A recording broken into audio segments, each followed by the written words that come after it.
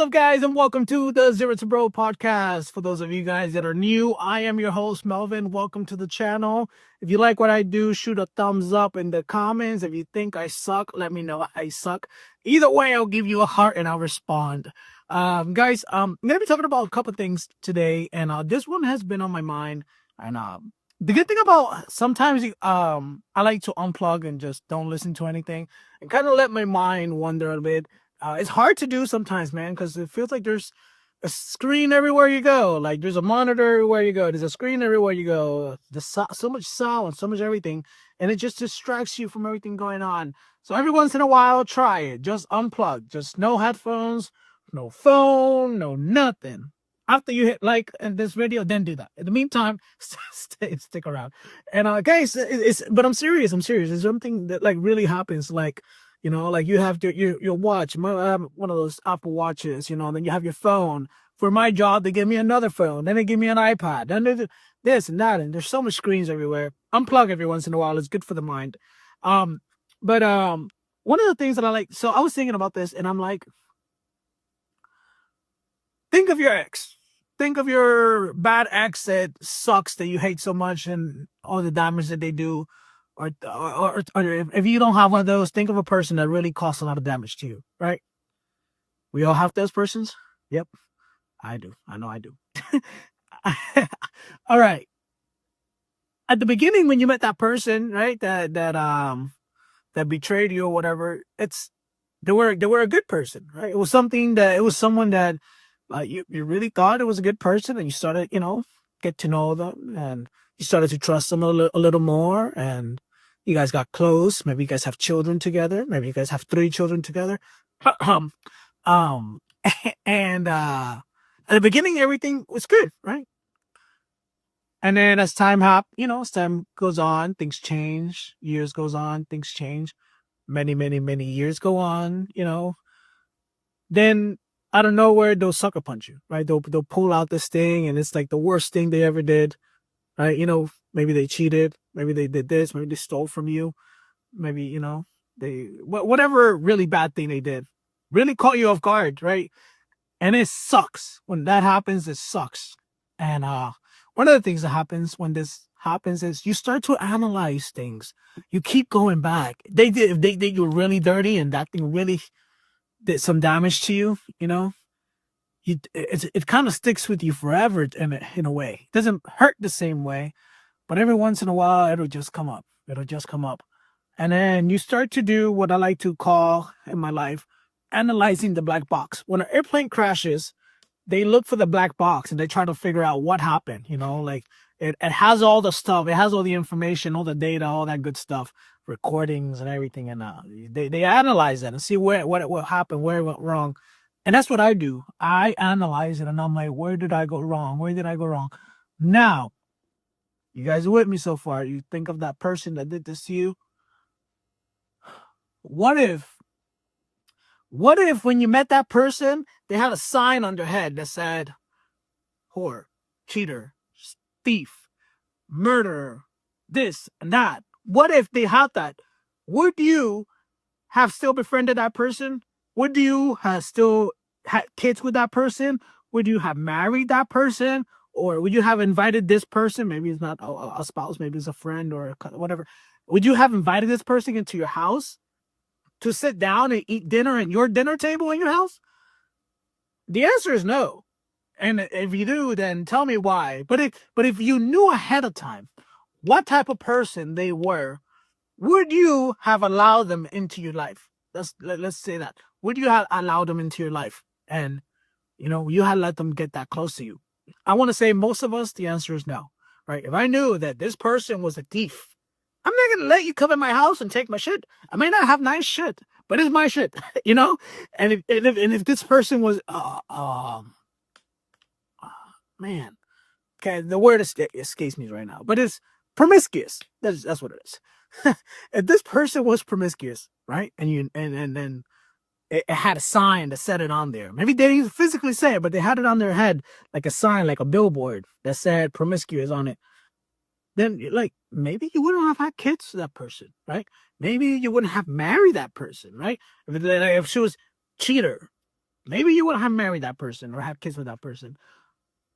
What if that is there the whole time and you just didn't see it?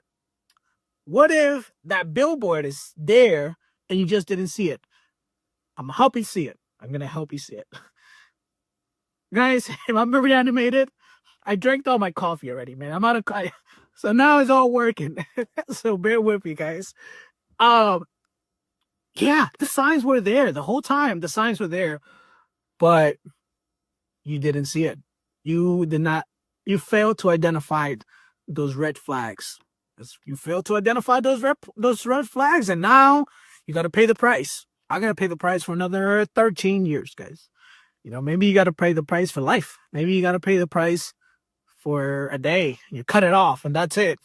Whatever your situation is.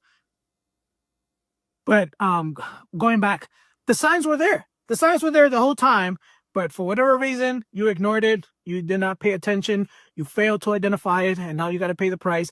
And what are these signs? What are these signs that you're talking about?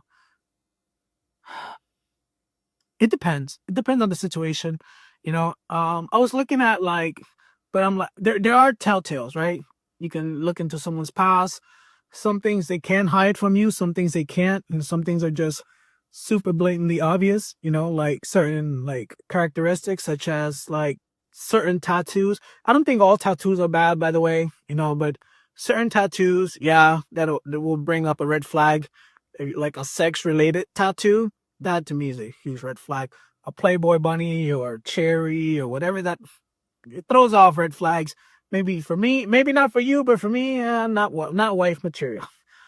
Maybe it's excessive piercings. Maybe it's excessive tattoos. Maybe it's, whatever it is, there's signs, guys. There's signs. If you vet them long enough, there's signs. Maybe they physically have no signs. What if they physically have no signs? But then look at their behavior. Look at their present behavior. Look at their past behavior. Look at what they've done in the past and how they manage certain situations.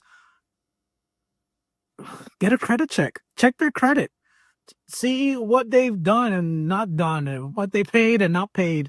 You can definitely do that. Run a background on them.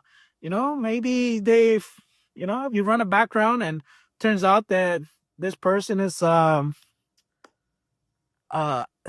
ex offender, not ex but ex offender, then maybe that's someone that you don't want to bring into your life. And I'm not saying that this is the case with me, but I'm just trying to give you guys different situations. What I'm trying to tell you at the end of the day is that the signs were there, but you just didn't see it.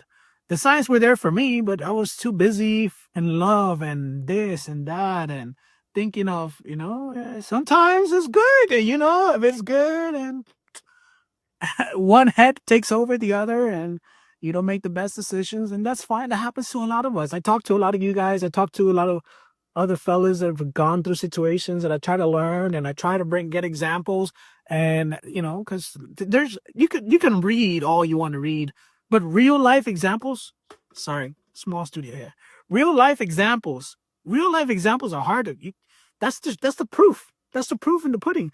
People that are telling you that they have gone through this. People that are telling you that they have lived through this. Look at that and analyze that and study that, because that's the real life situation.